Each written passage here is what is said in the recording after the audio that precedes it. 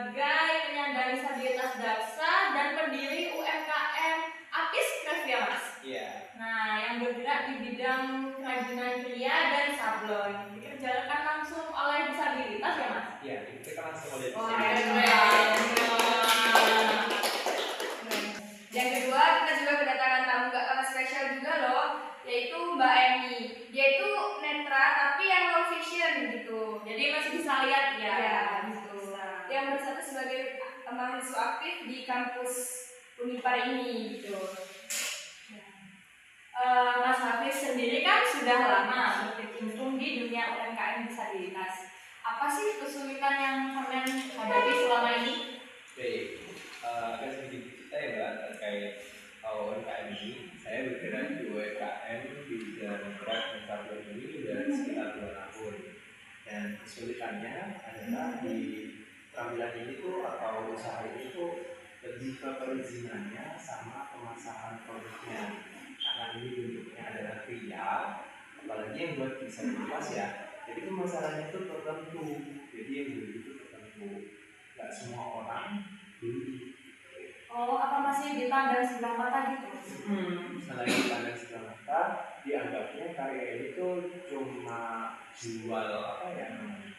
Jual rasa kesini gitu loh. Iya.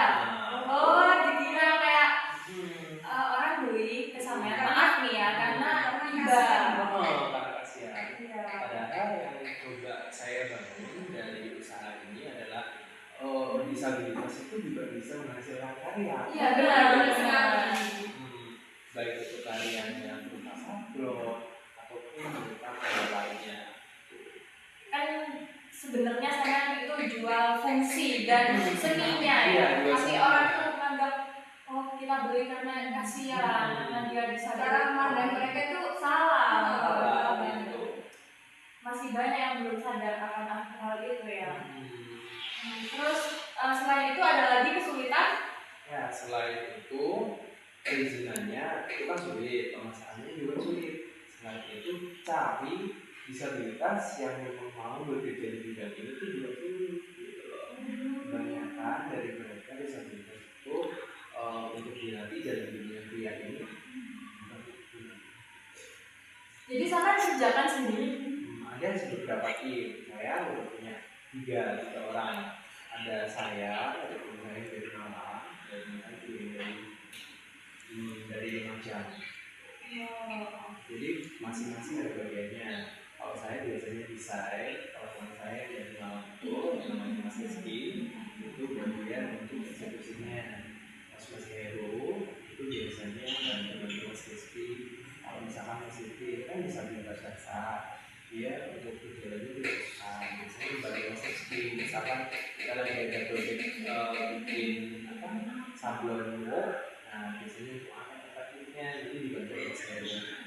Itu produksinya sekarang di mana? Ini produksinya saya di Banyuwangi sudah ada, di Pasuruan sudah ada.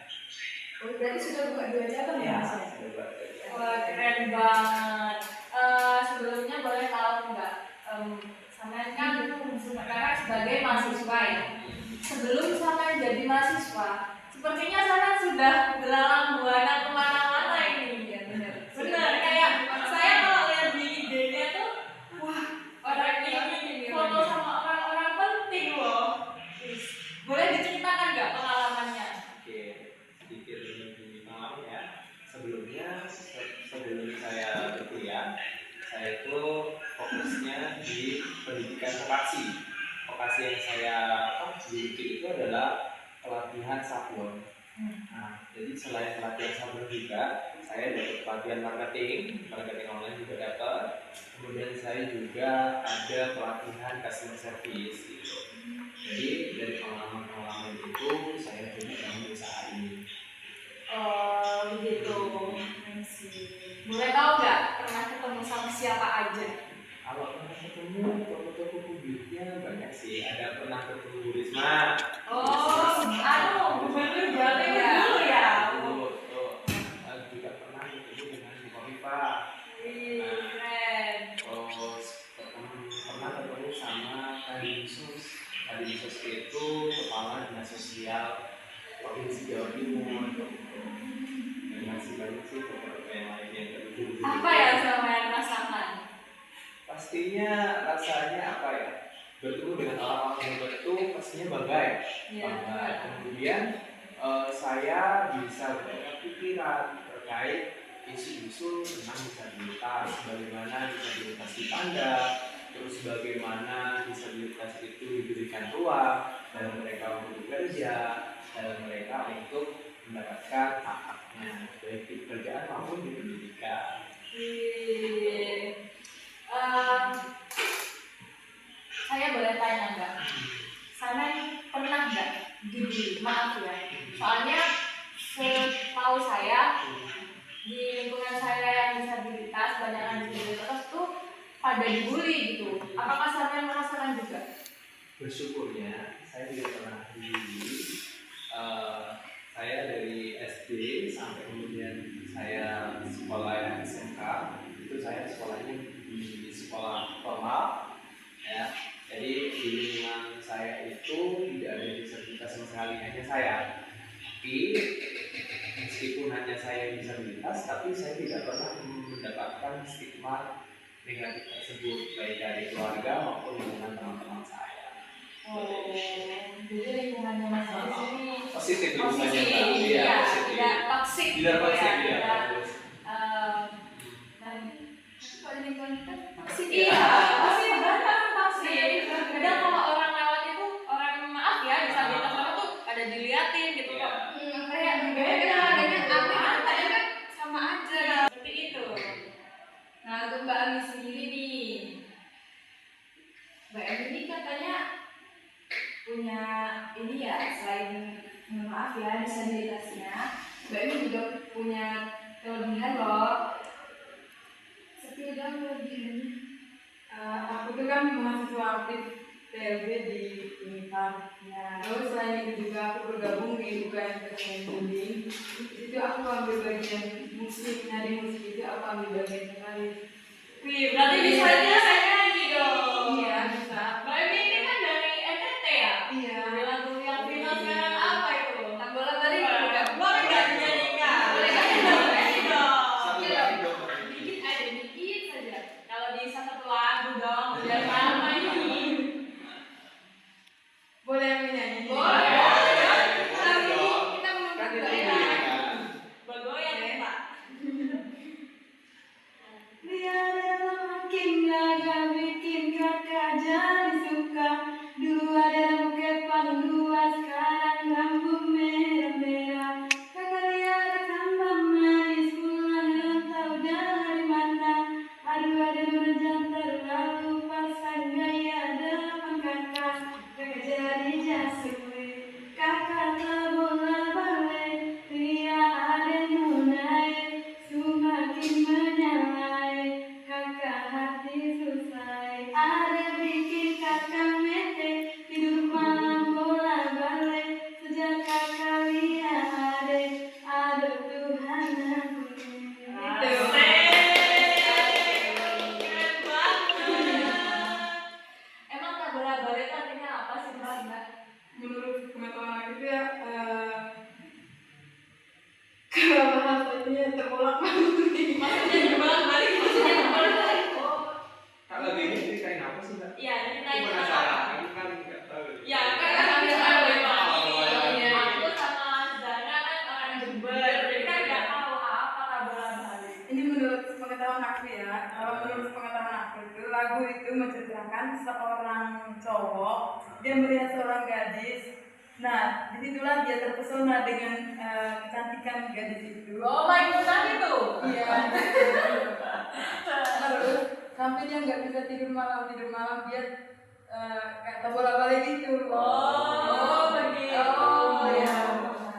Jadi lagu tentang kasmaran gitu ya. Iya. Oh, oke, oke. Mbak Emi sendiri lagi kasmaran ini kayaknya.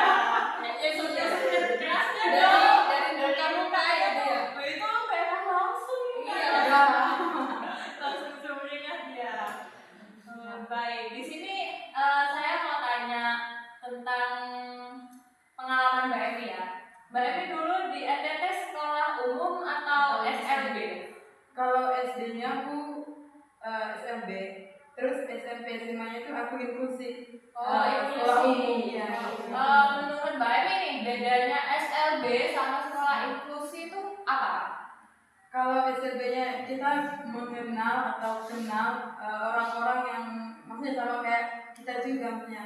Di situ kan hanya ada netra sama tunarungu. Dari situ kan kenal hanya satu kompleks itu aja. Nah, kalau di sekolah luarnya di inklusinya itu kita umum maksudnya mengenal teman disabilitas, teman-teman disabilitas juga. Oh begitu. Mbak Emi sendiri pernah nggak dulu mengalami kesulitan atau mohon maaf ya dibully gitu kasarnya? Kalau sebelum sekolah ya pernah, tapi Tapi pas sekolahnya kan? kalau pas sekolahnya enggak. Sebelum sekolah pernah? Gimana tuh? Ya semacam kayak diketawain gitu maksudnya. Kebetulan kan di keluarga aku ada dua netra juga gitu. Nah, jadi kayak maksudnya gitu kayak gini ya, apakah mereka bisa sekolah, apakah mereka bisa melihat orang lain gitu. Terus ya bersyukurnya orang tua bisa maksudnya mampu atau mendukung kami itu sampai sekarang gitu, sampai kuliah. Tapi di sini Mbak Emi hebat loh, bisa buktikan ke mereka yang ngomong kayak gitu. Iya. Sekarang Mbak Emi sampai sudah di bangku universitas itu sudah hebat sekali. Jadi anak rantau itu nggak mudah loh ya. Iya. Ya, dengan dari NTT ke Jember itu Susah banget. Kita bukan anak tahu merasa susah ya, apalagi mereka yang merantau ini Iya, hebat pasti sekali. pasti perjuangannya. Ada tantangannya. Perjuangannya sempat nih. Terus menurut Mbak Emi nih, kalau di NTT itu infrastruktur atau apa ya? Itu fasilitasnya, maaf saya itu fasilitasnya tuh apakah sudah ramah disabilitas gitu? Kalau di daerahku belum, maksudnya belum apa ya, masih belum ramah dengan disabilitas, masih belum banyak yang tahu gitu dengan yang disabilitas. Oh gitu. Jadi di sana tuh masih dianggap ada disabilitas. Jadi dianggap rendah. Iya. Maaf. Seperti itu. Tapi Mbak Emi sendiri kan maksudnya tidak kesusahan ya untuk melihat, Iya. kecuali jarak jauh aja ya. Dan tulisan kecil-kecil gitu ya. Iya. Kalau di jarak jauh. Kesusahannya Mbak Emi apa sih sebagai penyandang disabilitas? Mohon maaf. Kesulitanku nggak bisa melihat maksudnya huruf yang kecil, yang jauh-jauh gitu. Iya. Tapi kalau misalnya jalan bisa ya? Oh bisa. Berarti kalau jalan jelas banget ya. Iya jelas. Cuma tulisan aja. tulisan aja. Iya. Itu objeknya tuh tak berubah enggak? Apa? Berubah-ubah, kabur. Goyang, Iya. bergerak-gerak. Gerakannya itu normal ya Pak? Maksudnya untuk berapa? Kalau misalnya Ya Mbak Emi pernah tes itu enggak? Penglihatan. Kalau meternya aku nggak tahu. Cuman aku bisa lihat dari sini keluar itu bisa. Oh, masih. Tapi kalau selain tulisan ya berarti. Itu masih ringan, dibilang netra tapi ringan gitu. Iya. Mbak Emi ini maaf dari lahir. Iya udah dari lahir. Itu lebih ke keturunan atau ke penyakit? Enggak, bukan keturunan. Cuman ya mungkin itu udah ditakdirkan sih. Oh begitu. Kalau Mas Hafiz sendiri ini dari lahir atau gimana Mas? Saya dari lahir kebetulan. Tapi untuk saya kan nggak tahu jenis kesehatannya seperti apa. Tapi pernah saya konsul ke dokter, saya ada gangguan saraf di tulang belakang. Oh begitu.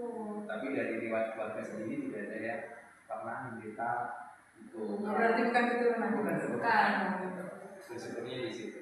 Tapi Mas Hafiz ini keren loh. Dia nggak pakai kursi roda. Iya. Dia pakai tongkat. Kenapa Mas? Kok pakai tongkat?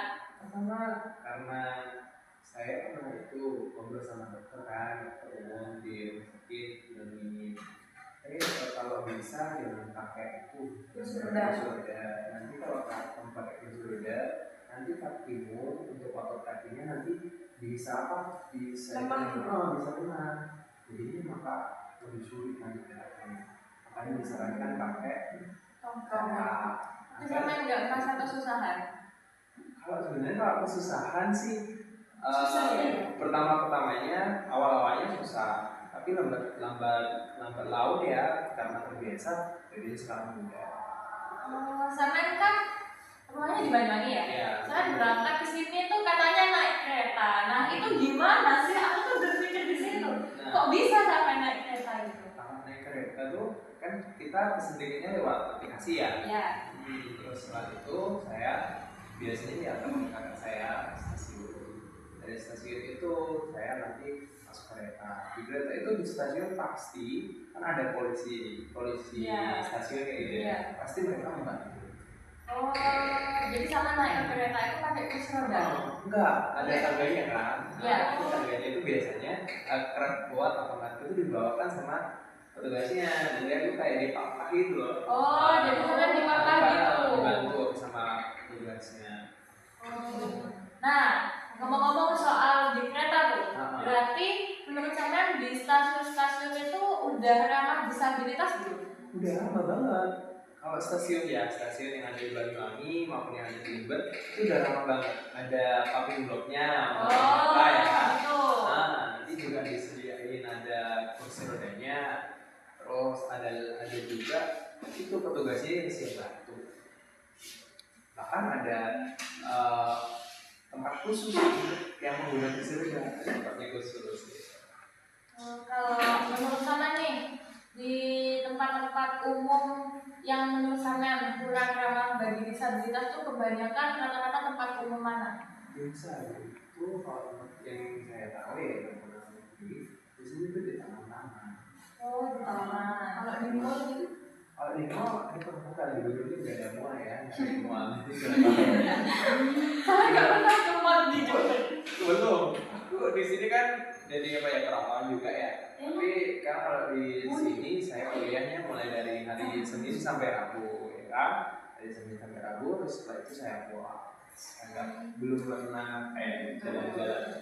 Kenapa nggak coba jalan-jalan? Iya, padahal Kayaknya penasaran banyak destinasi. keren. Semua karena cinta loh. Iya kan. Sambil lihat-lihat apa sudah jadi ramah Disabilitas gitu. Nantinya mungkin bisa ya kita kolaborasi berapa. Oh, jadi di sini sama tidak kos ya? Ya, nggak pakai PP jadinya. Kalau Mbak Emi sendiri gimana? Mbak Emi ke kos? Iya. Mbak Emi datang ke sini naik pesawat ya? Dari NTT ke sini. aku naik pesawat. Pesawat turun di Surabaya sana. Ya awalnya waktu kan kami pesawat dari Labuan Bajo ke Bali, terus Bali transitnya ke Bali terus ke Surabaya, dari Surabaya naik mobil ke Jember. Oh, begitu. Kan aku nggak pernah naik ke apa Pesawat ya, ini. sama. Ini pengalamannya gimana Mbak Eni kalau buat penyandang Mbak disabilitas Eni ini? itu baru pertama kali naik pesawat atau sudah berkali-kali? Kalau naik pesawat aku udah berkali-kali. Kalau dari pesawat itu ya, itu ramah sekali sama disabilitas. Contohnya kan waktu itu kan dari NTT nih ke sini. Nah dari masuk itu yang check in itu kan kita punya dicek dulu apakah punya hambatan itu disabilitas. Kalau misalnya dia disabilitas maka dia akan dituntun terus sampai ke tempat itu, sampai ke tempat tujuan dia kemana dia gitu. Sudah lama disabilitas? Iya udah lama ya. Jadi kebanyakan fasilitas umum itu yang ada di Indonesia udah lama ya. Iya udah Iya, lama. kebanyakan. Saya juga lihat ojol-ojol sekarang lebih mengerti. Kadang aku lihat di TikTok tuh ada loh ojol yang disabilitas juga? iya bisa Oh, iya. ada, terus ada yang rela belajar itu bahasa isyarat. Keren loh. Harusnya tuh semua orang tuh bukan cuma pengajar atau pendidik. Harusnya tuh semua orang tuh bisa bahasa isyarat supaya teman-teman tuli itu juga mendapatkan hak yang sama. Nah, pengunjung acara hari ini saya mau tanya lagi sekali lagi buat tamu-tamu ini. harapannya untuk negara ini apa buat penyandang disabilitas seperti Ya lebih namanya kalau harapan kedepannya dari negara disabilitas ini lebih dipedulikan lagi untuk anak-anak disabilitasnya. Kalau untuk Mas Hafiz? Itu kalau untuk saya kebetulan kan ini negara itu harus hadir karena negara kan memang punya kewajiban untuk menangani disabilitas ini baik dari segi pendidikannya, pekerjaannya. Itu saya harap nantinya negara mampu untuk menyediakan dari segala pendidikan maupun lapangan pekerjaan. Jadi disabilitas ini akhirnya tidak hanya apa yang namanya distigmakan negatif atau dipandang rendah oleh orang lain, tapi bisa juga dapat berbeda atau bermanfaat bagi sekitarnya. Jadi intinya disabilitas itu juga nggak mau dipandang iba ya. Iya. Karena mereka tuh bisa gitu Iya, kan. bisa. Sama kayak kita karena kita yang nggak bisa kayak mereka. Iya. Jadi ada kata yang apa ya? Sampai sekarang aku ingat itu ada banyak ini, beri kami kesempatan, jangan memberi kami kasihan. Jadi disabilitas itu diberi kesempatan, jangan diberi kasihan. Benar-benar. Ya, mari. Ternyata ini narasumber kita keren-keren ya. Keren-keren dong, pasti. Pasti. Semoga kita semua di sini dapat inspirasi dari kisah-kisah para tamu undangan kita pada podcast kali ini. Terima kasih telah menyaksikan podcast Suara Inklusi kami. Semoga kita dapat bertemu lagi di kesempatan berikutnya. Aku Zahra. Dan aku Dia, pamit undur diri.